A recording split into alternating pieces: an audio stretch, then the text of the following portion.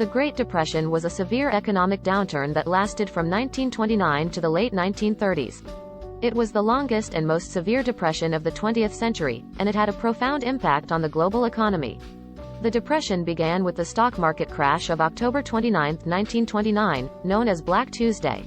Prior to the crash, the stock market had been booming, with investors buying stocks on margin, meaning they only had to pay a fraction of the stock's price, while the rest was borrowed.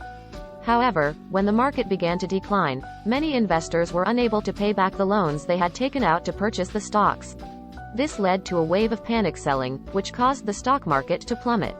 The stock market crash was the trigger for the Great Depression, but it was not the sole cause. There were several underlying factors that contributed to the downturn.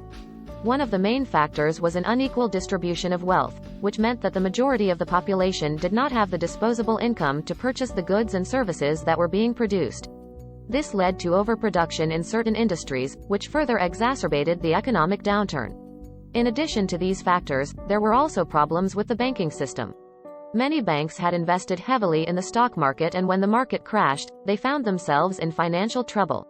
The banks then called in their loans, which led to widespread bank failures, and many businesses and individuals lost their savings and investments. The combination of these factors led to a decrease in consumer spending and an increase in unemployment. As more and more people lost their jobs, they were unable to purchase goods and services, which led to further declines in the economy. The depression was further exacerbated by the lack of response from the government, which failed to take the necessary steps to mitigate the economic downturn. The Great Depression had a profound impact on the global economy, and it led to widespread poverty and unemployment.